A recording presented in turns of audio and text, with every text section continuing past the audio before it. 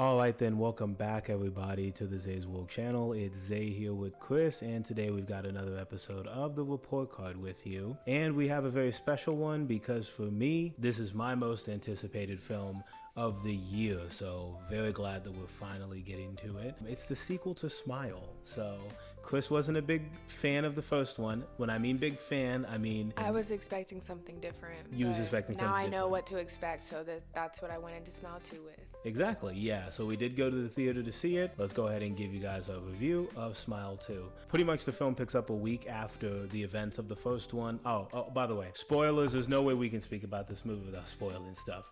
Sorry, we're just going to spoil it all, so big spoiler warning. Don't come into this review thinking we're gonna be safe with it. It is long, guys. It is long. It's a long movie. But it doesn't seem that long. It doesn't seem that long. Yeah, we'll get to the pace in a second. Let's go ahead and get to the actual story. This takes place a week after the original. As she prepares to kick off a new world tour, international pop star Sky Riley finds herself confronted with a series of increasingly frightening and mysterious occurrences. Burdened by the mounting horrors and the demands of her fame, she must confront her shadowy past in order to reclaim her life before it spirals beyond her grasp. So at the ending of the first Smile, the psychiatrist, she actually ended up having her cop friend. Unfortunately, her solution was she was trying to isolate herself. You know, like if I isolate myself, then I don't have anybody to pass it on. That's not a bad idea. That's not a bad, concept. I think that's why we liked a bit of the first one, because it's something we've seen before, but how do we solve it? She actually tried to solve it instead of just, I'm just going to wait around and do nothing. She tried to be alone, but this Smile monster takes over your brain. It makes you think that there's things there that's not. She wasn't alone. She actually ended up calling over her cop friend,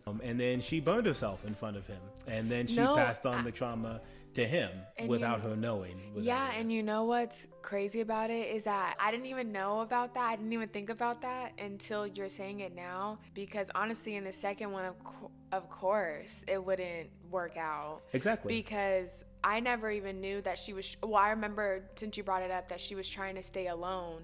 But it's still like, even if because she did end up killing herself. Mm-hmm. So it's like, even if she killed herself all on its own, like the monster's just gonna take on whoever finds her. Like whoever's the first person to find her, unless like a group. Only way I feel like is if it's a group of people, but still, it could have her reenact something, or it could just have her be alive for a little bit longer. Yeah, we don't. Yeah, that's what's strange is that I think that we find out way more about the lore of the monster in this movie, but I think that with that theory, I think that she was probably thinking, if they find me dead, maybe it's not as a traumatic experience as like you seen me. But anyways, he tries to do like another theory, which is like, okay, instead of dying, let me end up someone in front of someone else gruesomely. That gives them the traumatic thing. Maybe it works that way. He was trying to do it at the beginning of this film to drug dealers, just people who, it sounds bad to say, but it really wouldn't matter too much if they had it on them because they're not as good as citizens. He tried to do it and he ultimately failed. What happened is he actually ended up killing both of them. Unironically, he did traumatize someone else, which was Lewis, who is just trying to pick up some stuff from them. He's in the wrong place at the wrong time, and Joel's like, I'm sorry I have to do this to you, kind of like giving into it. Then they get pretty much like shot up, and instead of Joel having to kill for any of this, he gets run over by a car. So that's what happens, and that's like the introductory scene of it. Lewis is obviously, he plays into the role a little bit later. Alrighty, so after we get that introduction of Lewis, we're now introduced to Sky Riley, which is the pop star. First thing I want to ask Chris, what do you think about our main protagonist being like this pop star? Usually in horror movies or thrillers, we're used to a kind of like everyday person kind of getting the treatment of something horrible happening to them. How did it feel this time seeing like this pop star? She's got all these people around her, things like that. Well, two things. I am biased because I love Naomi. That's one. And then two, it gave away the ending very early because of who she was. But I felt she did a really good job at portraying, we felt for her. We cared for her. Yes. Whereas the first one, because this one was so long, the first one, it was very quick and contained, and we didn't know much about the psychiatrist, only about I can't remember all of it, but you can correct me if I'm wrong. I don't remember much about her personal life. Just her mother. She just had you're right. It did seem like with this one, we got to know who Sky Riley actually is outside of the performer. She really doesn't even perform. Wow, it must really it must really go after people that have like a drug issue or like a Well, substance issue. I think it just goes after people who have deep trauma of things that they've gone through, and they either have not addressed it or they have used drugs or other substances, or maybe even work, because that also went with the psychiatrist in the first movie. The whole reason why she was even in that room at that time is because she was working, extra. She wasn't supposed to be really working as much as she was, but she was. And so with Sky, she's getting ready for this tour. There's a lot of stress that goes with that. I do like that we got to see. We're so used to seeing pop stars get ready for tours and documentaries when they're already over and stuff like that. This felt nice to really get a behind the scenes of, no, like the littlest, she could be having the most littlest thing happen to her throughout the day, and it really does affect everything else. So when all these psychological things are happening in the Sky, I do like that we see her mother becomes a character in this movie, pushing her really, like, do you know what I sacrificed for us to be in this position? The label, her fans. I think that it really bleeds over. You talked about how long it was. This is a 2-hour movie. It's over 2 hours. It's over 2 hours. It did not, watching it, like thinking about it now, it definitely made sense why it had to be as long as it was, just because we really need to build up Sky's character and what was going on, and to understand what her trauma was. We think it's just, oh, you're stressed because you may not think you're as great of a performer, you're going on this tour, but no, like it told us early. But she also had drug issues too. Exactly. She has drug issues, and of course her thing is she got into an accident with her boyfriend a year ago, and the movie kind of reveals more of what happened. What happened with the boyfriend, by the way, I think you also guessed on that too, with what happened, her little tragedy that happened a year before these events. In the car, he was talking bad about her, calling her out of her name. They were in an argument, a very heated argument. They were both doing lines of coke, really, really getting that speed going, basically causing the car crash that like ended up killing him. And then honestly, it kind of led into why she probably feels like her scar was so ugly, because she wasn't in half or anything, but she definitely did have a back injury from it, which obviously slowed down her career because she wasn't able to do a tour. She wasn't able to dance, and they were a power celebrity couple, or just a celebrity couple. And yeah, she ended up flipping the car. Or she didn't end up flipping the car, but she definitely flipped that steering wheel. I was about to say, she grabbed that steering wheel. It took them over a ledge, and he ended up pretty much dying on impact, and then she was just kind of there days for who knows however long. Who knows however long. Yeah, that actually caused a big issue with her performance anyway, because obviously because of how she had to have back surgery, obviously you have to go through a healing process, recovery for that, and then even at the beginning, whenever she's doing her dance practices, we can see her back is excruciatingly like hurting her. Exactly. But her mom and like people around her having her, no, like you need to go back on tour. This is like your last moment. She had substance issues before too, so then that's kind of what even leads her to go to Lewis anyway. Exactly. I was about to say, the pacing and the timing, everything bleeds well. Everything makes sense why it's happening. She doesn't just go to Lewis because she's got a little fix for a drug. No, she can't get prescribed the stronger drugs because obviously she has a drug history. So like they don't want to, and of course she's a pop star. They don't want to see her picking up stuff like that. But she ends up getting spooked, and she drops her medication into the sink, and then she's got to go see Lewis just to get Vicodin, and that's it. Obviously, since I've seen him, and as you've seen in the trailer, it's him being scared to death. Shout out to him, to the actor. I think he did a great job. He looked terrified when he actually was like smashing his face in with the weight. And that looked good. I will give it to Smile. I think that they have some great gore effects. Turn down the mic. Yeah, his face falling off each time he would hit his face with the actual weight. I was like tensing up in the chair, like, God, can we get through this scene? It's tough. Like, and it also, another thing I noticed about it is that whenever he was killing himself, it keeps her in a trance to stay there. Because I'm like, girl, just get up and leave, get up and leave. Yeah. But she actually is stuck there because after it all ends and he falls and like obviously he's dead now, that's whenever she can move and get up and stuff like that. Exactly. And so I'm like, damn, because I'm like thinking like, girl, just leave. No, just leave. yeah, look at it. And once you look at it, once you see the events that are happening, you're stuck. Like there's nothing you can do. And I do like that. It's that weird horror. This is uncomfortable to watch. I shouldn't be watching this. And she ends up throwing up. And obviously, I said this earlier. She was about to call the police because obviously, oh my God, she was gonna be a good person. She was gonna be a good person, And I'm like, oh, she's being just a normal person. She didn't even think she's Sky Riley. Then she remembered, oh God, he's got Coke some everywhere. white powder on the table. Yeah, it looks like, why am I over here? Exactly. I'm not his girlfriend. Like, so what am I doing over here? Especially before the tour, how does that look? You're going to miss out on some tickets. So she did egotistically think about herself, and it didn't matter. She was already caught. And how it will affect, Yep, it pretty much, it attached to her. Pretty much from then on, I mean, I thought the movie did a good to great job in the first one of making us, the viewer, feel uncomfortable but also sad for what the main character is going through. I felt bad for the psychiatrist in the first one when she didn't even know that she was really taking her the cat and then putting it up into an actual present to give to her like friend's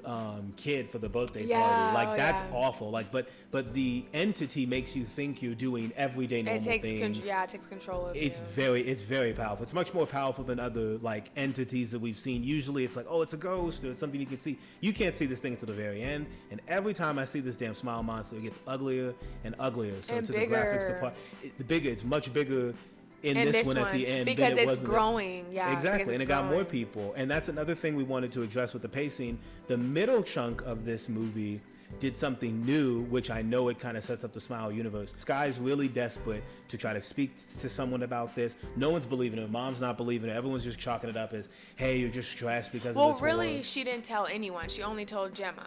Yeah, Gemma. We'll get back to Gemma in a second. I want to address Morris because Morris is really, really important. Some people have theories about him not being real, like he was another manifestation.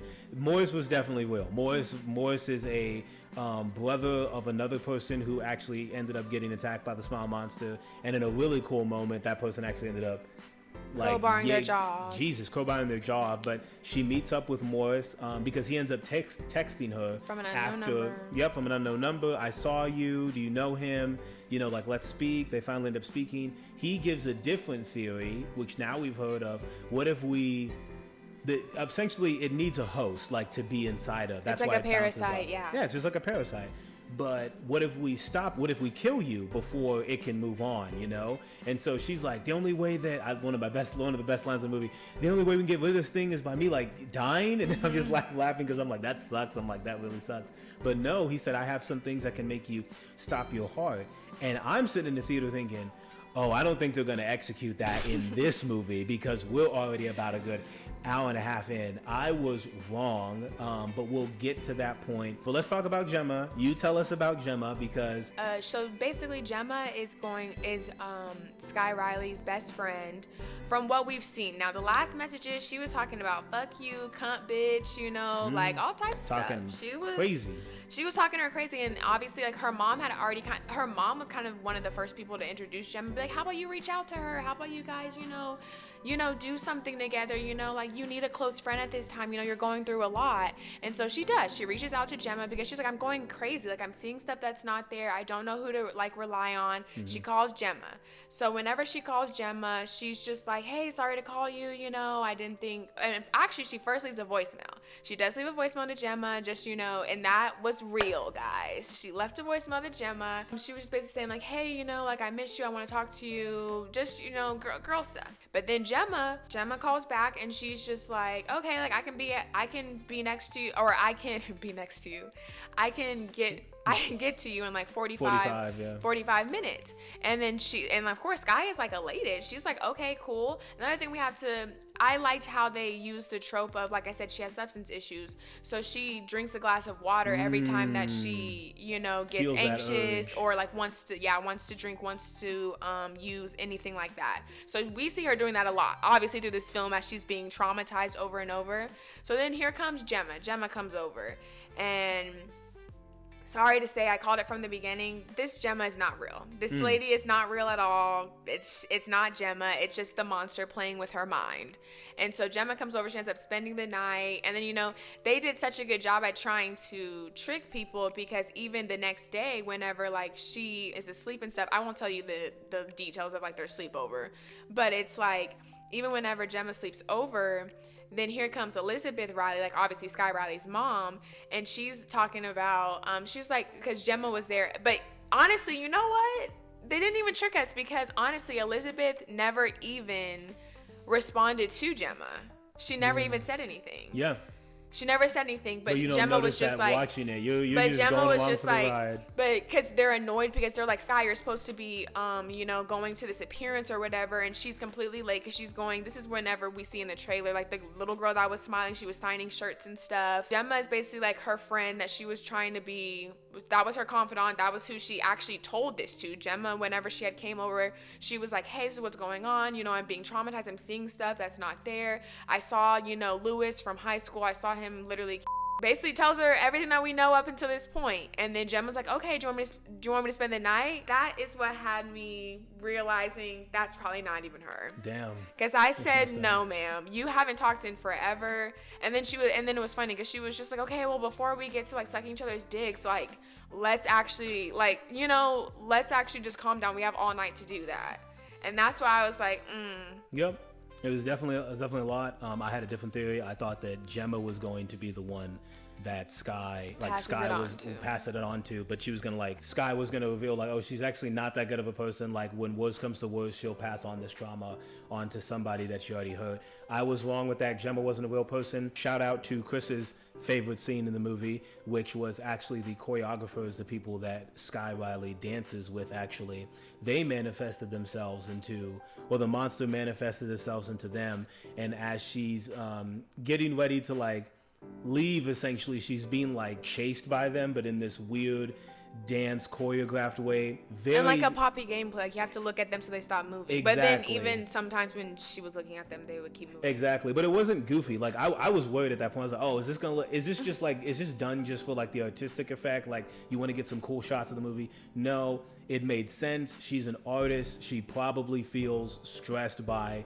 performing the best for her dancers, so of course that's going to be another trigger. Every single time the monster appeared itself to Sky, I feel like in this movie we got a much better description of these are the traumas she's actually going through. Like when she's laying in bed and she's trying to get sleep, and then she looks up at the ceiling and she sees herself in the the car seat, and it's like you think it's just a normal, she's already going through trauma of that, but the monster plays on that so much more. But I feel like the runtime makes a lot of sense for getting everything in. I never felt like it was dragging or anything. Like I said, I was really just kind of anticipating how is this going to end, but I kind of already had a feeling of it, which we both guessed, but Chris audibly told me. And then also, how are they going to, how are they gonna make me care for this person? Because it's hard to make me care for someone who's done something so shitty as drive off the damn road and essentially kill somebody. And they let us know that way later into the film. We're we're jumping from scene to scene, but way later is whenever we find out that she actually had turned the car over, messed up the steering wheel. Yeah.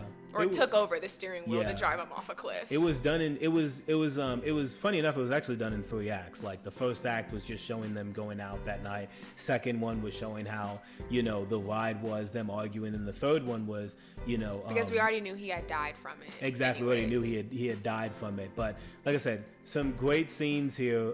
We're scratching the surface with everything here. But let's go ahead and tell you guys how it really wraps up, because I really like this ending, even though we kind of saw it as a little bit predictable. So Morris's theory of trying to stop her heart, we think that Sky is going to an abandoned freezer place or somewhere Morris could get, he's like, this is the only place I could find, open at this time. And of course you're suspending your disbelief, because you're thinking, are they gonna do it? Is she actually gonna be able to stop her heart? Are we gonna maybe see them beat up the monster? Is it just gonna go to a random person? What's gonna happen? No, monster still ends up winning in this bitch. She thinks that she's gonna stop her heart, and the monster just and then Sky's like, I'm in control, and then the monster's like, oh, That's so funny that you think you're in control. And it's so defeating because it's like how hard she's worked and how much access she has to have people around her, and she still feels so isolated and alone to where she's just stuck alone with this monster. And so, yeah, she thought she could do it, couldn't do it. And my favorite scene is, I figured this was it. I was like, wow, they're probably going to bring this lame ass trope into this movie, and it works. Break a leg out there. Funny enough, because she actually broke her leg in the thing, but it was hilarious because Skye thinks, no, I got rid of this thing. Nope. And we did get to see its eyes. It said, look at me. And I feel like that's the moment where it was like, it looks like Momo. Yeah, the eyes look like kaleidoscopic. I feel like that's the moment where the monster was like, I got you. Like, you're not leaving at all. Like, you, and I like how the monster told her, I've been waiting a long time for you. And we see why, because the monster closes Skye into the little heart or whatever Skye's supposed to come out of to start a show off of. And it's so funny because we don't see any performances really. We sometimes see her practice, so this is like the first time we've seen her like attempt to perform, and we know at this point in the movie we're like, she's down bad, she's messed up in the head as it is. A great ending because the monster then comes out as a clone of her and just rips into a scar and just comes out looking disgusting, and Skye's just up there looking petrified, like just absolutely petrified. But of course what we're thinking is, how is this looking to the audience, because we've only seen it as one-on-one. And a great shot is just the audience. I mean, we hear the sound of Skye impaling her eye with a microphone, and nobody's gonna come up there to help her, and she's just this moment of being frozen up there. No one's really helping her. She's just convulsing on the ground, and the image of the monster reaching into someone's throat and going in, I can only see that. I think that's why I can't watch these movies ever again. That's rough to watch. That's so uncomfortable. The long I'd rather fingers, look at that than the monster, honestly. No, the monster, like all the layers of teeth and the mouths that kind of layer in. It's creepy. It's very creepy. But yeah, she convulses. We see the audience going crazy. And like you said, that is the ending of the film. She could not beat the monster. And now we think it has expanded more. To a wide array of people. Because how many people have seen her. Yeah, exactly. And it's like all those traumatic things that have happened. But that was kind of the ending of the movie. So honorable mentions to the scene whenever she is at like a charity event for the kids. That's an honorable mention. We won't go into detail about that. That was a great scene. And then also honorable mention to the scene of her and her mom whenever she's in a psych ward, or not a psych ward, but she's in like a hospital, like a private hospital. That was a great scene too. And that was before she had met up with Morris. These both happened before she had met up with Morris to go and try to see if they could actually kill the monster. Exactly. I think everything built up well. A lot of scenes are like, everything paces well. It doesn't feel like anything is cheesy or it's just thrown in there as a horror trope. Like everything works around, what is this monster? How do we beat it? And I like how 2 movies in, we really like, it seems unstoppable. Like, I don't know how you beat that because everyone goes through trauma. It's like, she's not going to kill someone. It's like, what is she really going to do? But let's get to the acting performances as it is. Of course, Chris told you she's a sucker for Naomi Scott. Naomi Scott's fantastic in this. This is her movie. Like, this really is her movie. Like, it is very, very strong how she has to go from this kind of, not cocky, but kind of like she has to put on a smile and a face to be a good performer, mixed with she's trying not to go back to her substance days with all the drinking of the water and whatnot, trying to control herself, mixed with she's going through this traumatic event, seeing, a friend she used to have now kill themselves, and how does she wrestle with stress, and she wrestle with this, and then she's running out of time to figure out what is really her main trigger for her trauma. But she's really known it all along, is that she really is crazy, and those are the last things that her man told her before she ended up him, is that, I think you're psycho. Yeah, you were drugged up, but he ain't lying. I don't think she's that psycho. I mean, at the end of the day, look, disclaimer, if you're grabbing steering wheels, you might need to see the doctor, unless you are kidnapped. But if you are really in the car, say when people do that, they're just suicidal. I don't think they're crazy. Okay, and I mean, clearly it wasn't her time to go, but it was on that stage. So Naomi did a great job. Dylan, who obviously that was played, obviously she ended up playing Gemma. I thought she was funny. Movies like these don't get a lot of comedic moments. She provided the perfect ones in the right moment. So I feel like they had exactly what they needed to. And then also with Peter Jacobson, who played Morris. I don't know if we're going to see you again. I hope we do. I hope he's kind of like this, hey, I've seen too many people die from this, so I'm really trying to find a solution. No, Morris can go. Well, he didn't die. I mean, hey, he drops. If we never see him again, whatever. But the monster will probably come after him too.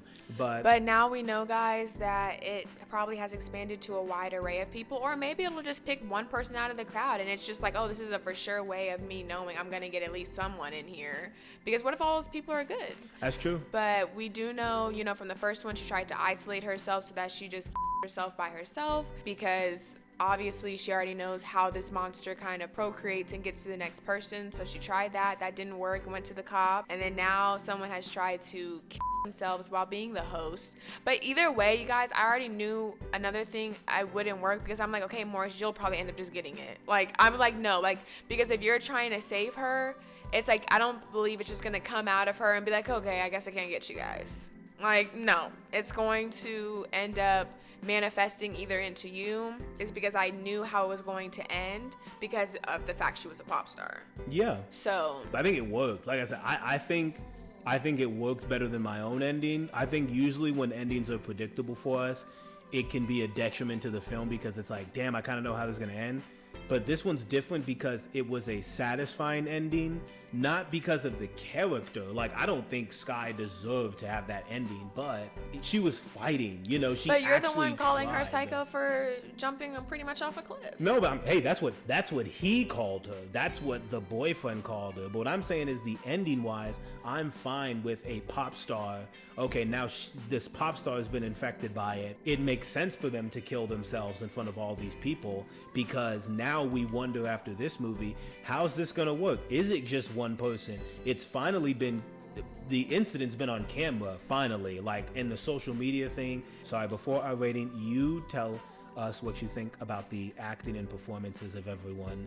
In terms of acting, I think everyone held their own. Everyone did a really good job. Lewis was good. I didn't even know Joel was the one from the beginning, like from the first one, until he had let me know. Mom, you were getting on my nerve. Elizabeth, you were very much so getting on my nerves, but hey, you played your role. You did what you needed to do. But also, I don't know if what got on my nerves was actually you. It could have just been the monster, and I'm pretty positive it was the monster. Darius, you could fuck off. That was the man who was basically kind of one of her managers too, and trying to help her get into listings and stuff. Like, he was just annoying. Like I said, everyone that was like prying her and trying to get her to do these things, but it's just like, it was just sad to see, because it's just like, oh, you need to do it for us, how are we gonna make you more money, how are we gonna sell out this tour? And it's just like, that's probably what a lot of people go through, because it's like the feeling of, I can't let these people down, but also it's like, I'm not doing well, so it's like, if I'm either letting myself down or those around me, and a lot of us are going to be like, I'll let down myself over and over and over again, because if I can affect or help other people in any type of way, I'll do that. And exactly. Then in this instant, it definitely was her mom, especially because of her whole, obviously her substance issues and stuff like that. But they did a good job at formulating everything. I think everyone, like, I could believe that was her mom, like how she talked to her. I could believe even, Miles Gutierrez, he did a good job at being just someone's assistant, And Gemma, she played a damn, she was a good friend, even though you were the monster the whole time. But when she had ended up calling her back whenever they were in the car, I was like, that's how you would sound. That's that. And I that's why I said, I was like, I guessed it. But and everyone, and Sky, she did obviously amazing. She did really good. Naomi, she did very good at her role. Miss Lemonade Mouth. Look at you, Miss Lemonade Mouth. I'm gonna miss Sky Riley. I am. I'm gonna miss Sky Riley. We were all rooting for you. I really thought, is this just two movies and they find a way to beat it in the second? No. But on the channel as it is, we're going to give Smile 2 an A. We'll end up giving it an A. Now, anyways, yeah. But yeah, great for Naomi. Oh, and also, if I could make a suggestion, if you need another female actress to act in the third one, someone please call Micah Monroe to do one of these. Please, I'm begging you, because the last two things we saw her in, she needs a better agent. So they did a very good job at depicting everything. And and like I had told him whenever we got out the theater, I had said, and maybe the reason why it's called Smile is because they always say smile through the pain, smile through this, smile through that, get through it, just smile. It takes less muscles to smile than it does to frown. And like, we always get told that. So it's like, I like how they have such a simple title, but it's like, it can mean so many different things. Exactly. Smile through the pain, smile through the hurt, smile through the trauma, put a smile on your face, just smile. That's another one. Just shut up and smile and look pretty. Smile for the cameras. Smile for the camera. Yeah. Like I said, this is one of those, I'm very glad that we have these because it's a great way to approach mental health. Never just smile through tough moments in life, because that's how this monster gets more and more powerful. Is that it's only going to get bigger because people are just going to be like, oh, I'll just hide my trauma, instead of actually talking to someone about it. But then when you do talk to people about it and they don't listen, that speaks a lot about the people who are around you and say that they love you. And instead of being mad at them, all you can do is just find other people who are willing to listen. All you can do is smile. Yeah, and if you're talking to yourself, or you feel like the person that you're speaking to isn't real, maybe the monster's got you. With that being said, let's go ahead and wrap up today's review. Appreciate you guys for tuning in. As always, like, comment, and subscribe. And we will see you guys next time.